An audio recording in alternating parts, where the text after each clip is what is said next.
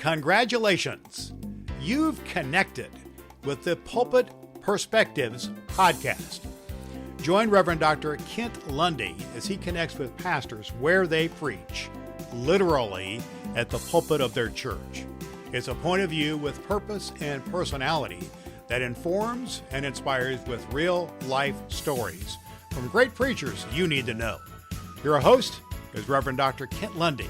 Let's join Kent at a pulpit with a fresh perspective from his guest preacher. Hello and welcome to Pulpit Perspectives podcast. I'm your host, Reverend Doctor Kent Lundy. Pulpit Perspectives podcast comes to you from the pulpits of churches in the United Methodist Church of the North District in Indiana.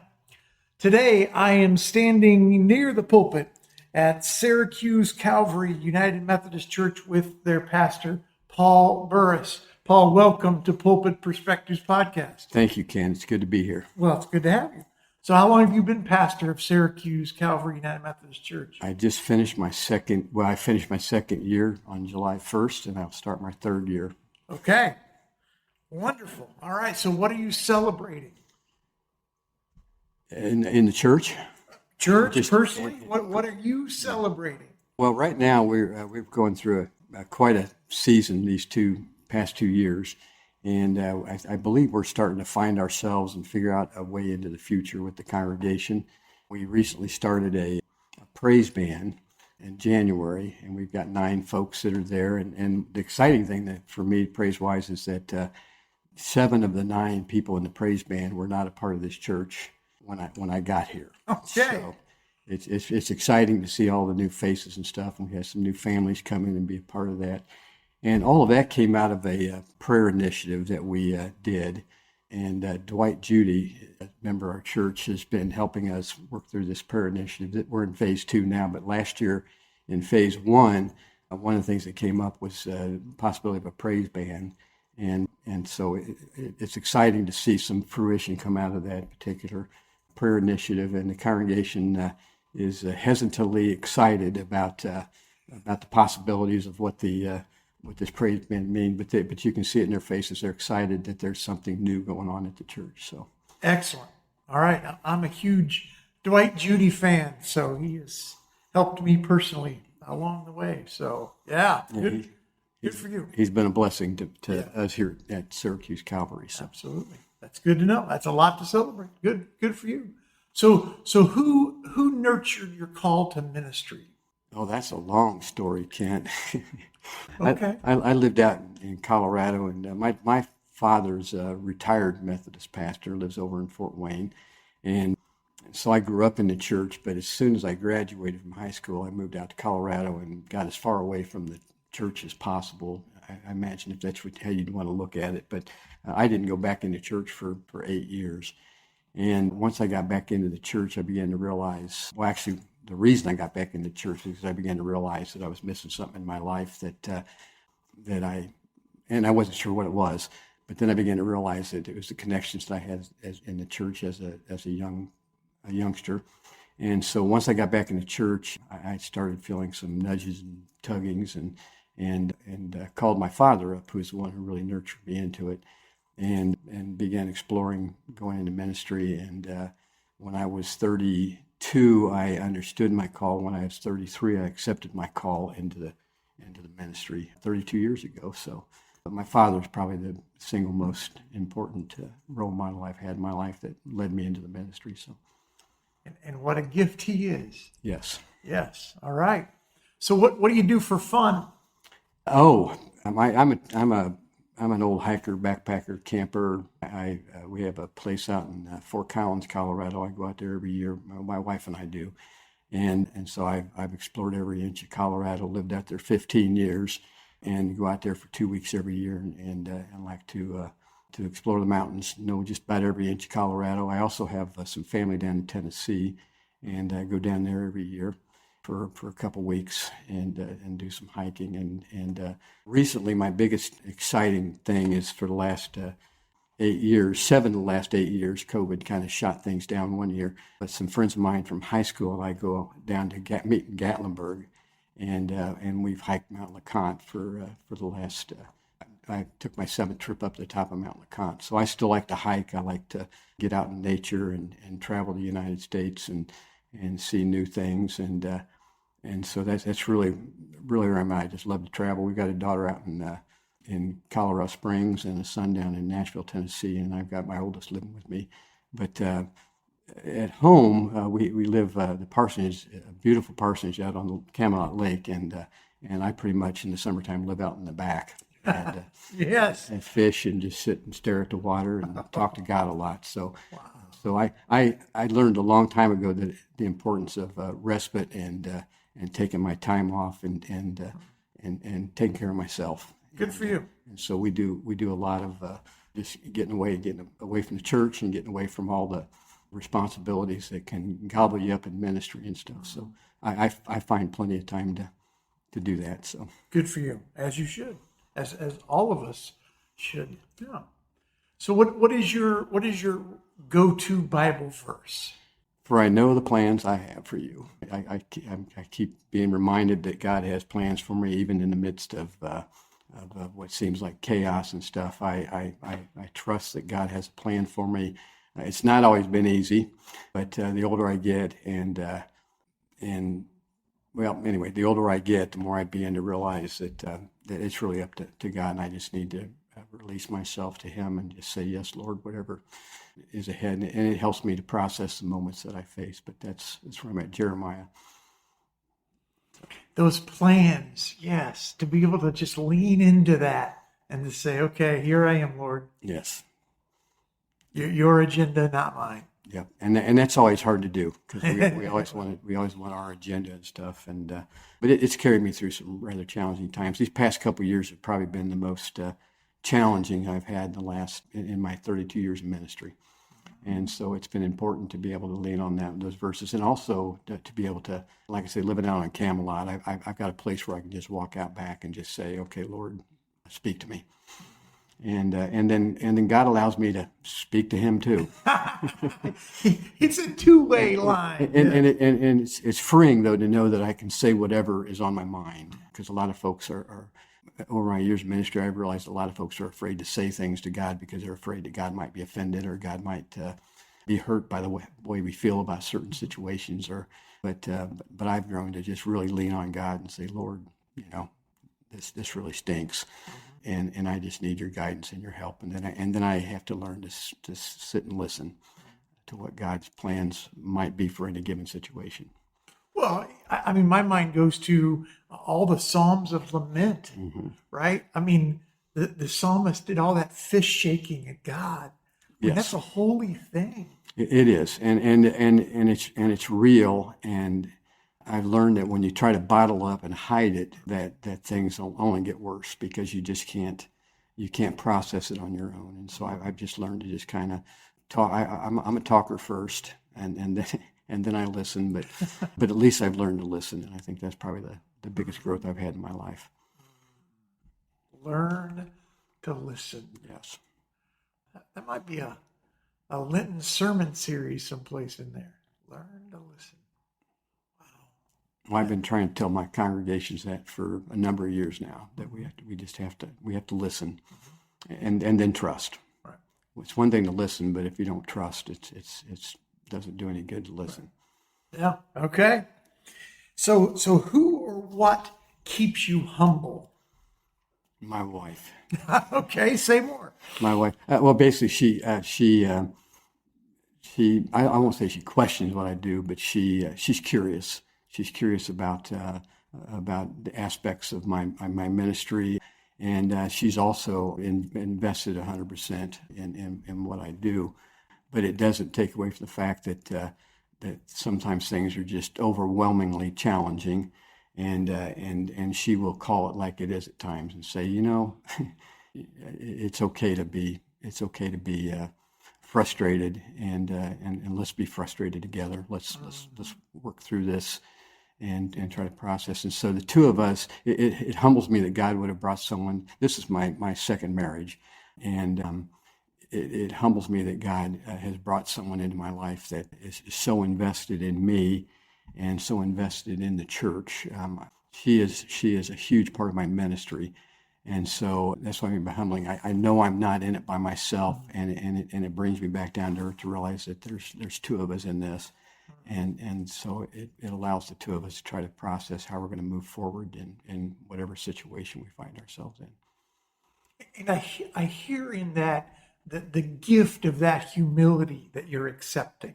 Absolutely. Right? That no, we're in this together. We're rowing in the same direction. That, yeah, you're still letting me know what you think about things. Yes. Especially when it's different from what I'm thinking about things, but we're in this together.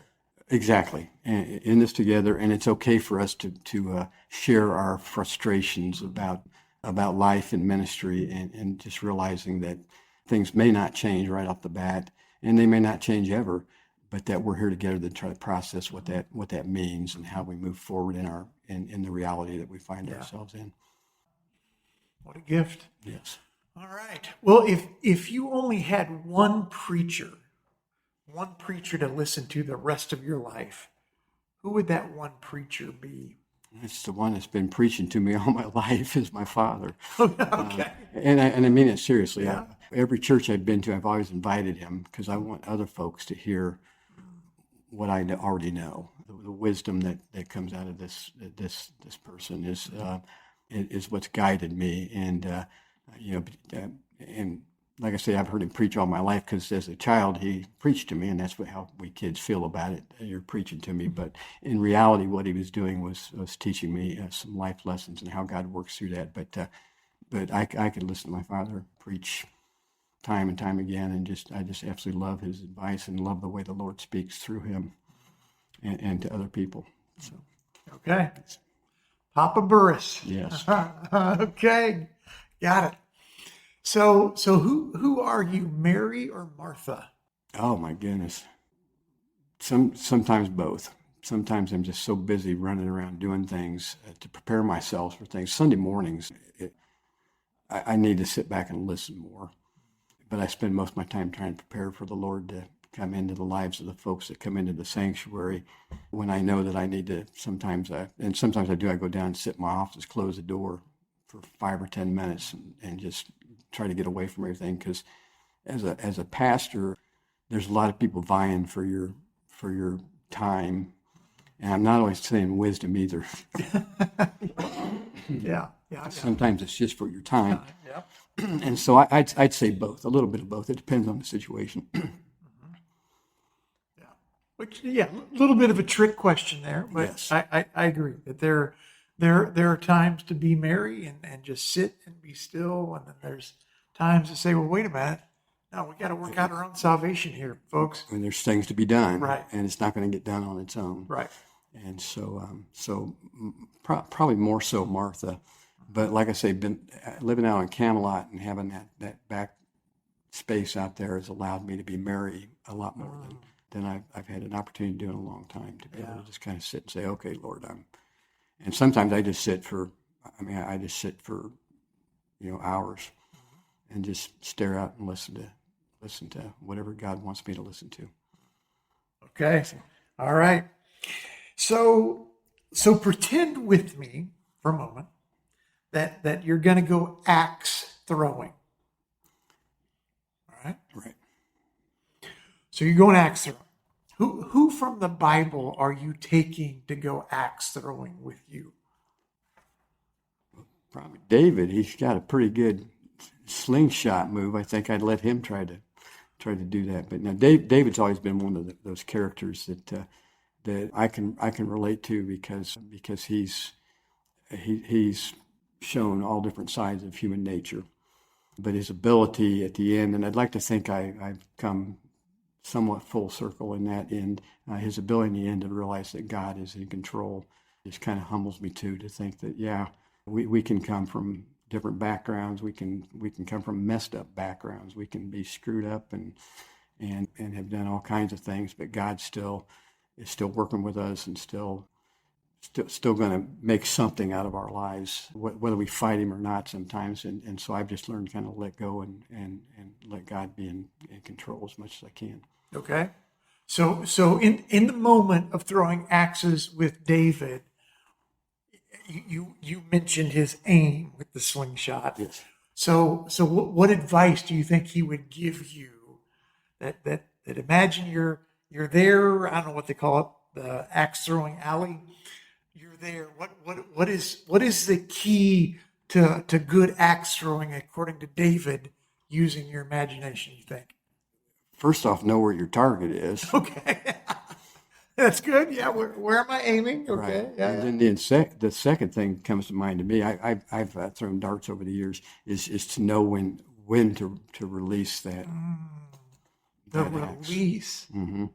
Because if you don't release it at just the right time, you're going to miss your mark, and it could hurt. It could hurt folks. Yeah. So the important thing is to know your target, know your audience, know what's going on, and then try to figure out exactly what it is you're trying to hit, and then hit it, release it at a time when you know you're going to be able to hit that mark, and that's easier said than done. Yeah, I can imagine that's a lot of trial and error. Yeah. Yes. But the release, the release is the key to hitting your target. Wow. There's got to be a sermon in there someplace. It probably is. All right. So what's your favorite church season? That's probably a tough one. I think I get more excited about the Christmas season, and I think that's probably pretty much human nature too, because the Christmas season is filled with celebration. When the Easter season, you got to go through the cross to get to the celebration. Okay. Right. And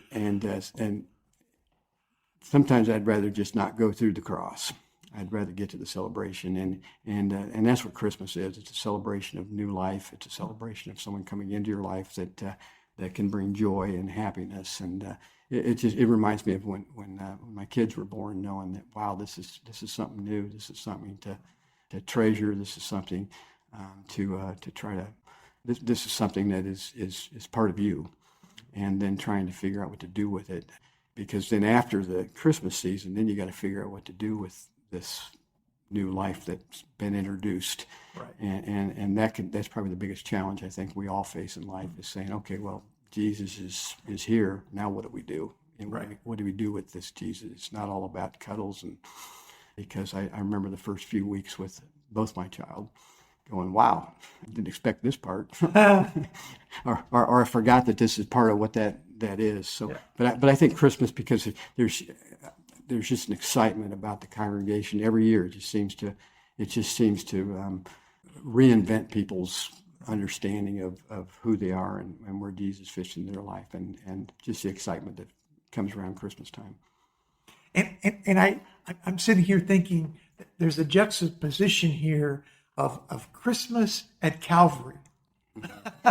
You know, that here you are, gotcha, yeah. Being the pastor at Calvary United Methodist Church, celebrating Christmas at Calvary. That's the gospel narrative that forces us to deal with that, right? To deal with those realities. But then we forget that Easter Sunday is the Christmas at Calvary. Yeah. And so that is the full circle. It's saying, wait a second, no, there is Christmas at Calvary because there's new birth, because that's what the resurrection is. Right. It's new birth. It's new understanding about moving forward. So many times we just get caught up in the death of things, and we don't celebrate the new birth that comes out of the death of whatever happens in our lives. You know, whether it's the loss of a relationship or whatever it is. We sometimes just wallow in that, and we don't pay attention to the new birth that God is showing us on the other side of whatever we're dealing with at the moment. Yeah, that's a good word there, preacher. All right. So what do you hope your fellow clergy know about? Yes, I'm intentionally being ambiguous. What do you hope they know? That they're loved. And mainly by me. One of the things that's carried me, early on I fought it off, but the older I got, the more I realized the importance of accountability groups. And so for the last, 15, 16 years, I've leaned in and counted on a group of pastors that I can go to and share life's journey and let them share life's journey, all with the understanding that we love each other no matter what. We're there to support each other no matter what. And so I think, to me, the connection that clergy understand that we're all connected. We're connected by God first and foremost, but we're also connected by being United Methodist, and that we're here to support each other. We're here to love one another. We're here to, I always hate the word hold each other accountable. That's part of nature, but sometimes holding each other accountable can be abusive in some realms. Right, absolutely. But I've not experienced that much. I mean, when I think of holding each other accountable, it's just sharing with someone what you're going through, what your plans are to make through, and then to hold each other accountable on those plans, on what your next step is and stuff. So someone say, well, Paul, how are you doing on that last thing we talked about a couple weeks ago? And then going, oh, wait a minute, that's right. Yeah, thank you. We're not here just to talk. We're Right. we're here to share and lift each other up. So to me, I think probably the biggest and most important thing is connection, is that we're all connected. And I do that with I tell my congregations the same thing. That's the first and foremost. We need to learn how to be connected with one another, and then take those connections and find ways to connect ourselves with our families, with our workplace, and in our community. So That's a good word. I too hope that your clergy colleagues know that they're loved and connected. All right. Well, last question, and I appreciate your time. Mm-hmm. So when you think about the future of your time being pastor here at Calvary, what 3 words come to mind when you think about that future? possibility, love, and hope. Possibility, love, and hope. Yes, because the possibility is what lays ahead. The love is what we need to show each other as we move towards that possibility, and the hope is what comes out of it in the end. I like it. And so I'd like to wrap up my season of ministry, which will be about 34 years when I retire, unless, of course, God wants me a few more years. But I'd like to wrap it up knowing that I've accomplished what God has set out before me, but not that I've just accomplished it, but I've done it in a manner that pleases God, and that touches people. Yes. So. Possibility, love, and hope that pleases God and touches people. Yes. Oh my goodness. That's beautiful, Paul. Well, it's taken a lifetime to figure it out. Well, you know. And I've still got a few more years to. That's all right. We're all a work in process, right? We are. So that, okay. All right. I like it. Well, Paul Burris, pastor of Calvary in Syracuse, Indiana, thank you for being a guest on Pulpit Perspectives podcast. Well, I appreciate you having me, Kent. You're welcome. Pulpit Perspectives podcast exists to create connections among clergy of the North District and their churches and each other. You can find more about all the exciting thing God is doing, all the exciting things God is doing in the life of good people in the North District when you can check out the North District Facebook page, or you can check out the North District page on the conference website. And the conference website address is www.inumc.org. inumc.org. God is on the move in the North District, and we want you to join us. So this has been Pulpit Perspectives podcast. I'm your host, Reverend Doctor Kent Lundy, signing off for now. There you have it, a fresh perspective from the pulpit with a great preacher. You know you want to hear more. You can do just that by connecting with Pulpit Perspectives with Reverend Dr. Kent Lundy on Apple Podcast and Spotify, where you can like and follow the podcast. What's more, you can spread the good news about Pulpit Perspectives in your church and with your neighbors. Plan now on joining Kent at the pulpit, where you'll meet another great preacher on Pulpit Perspectives.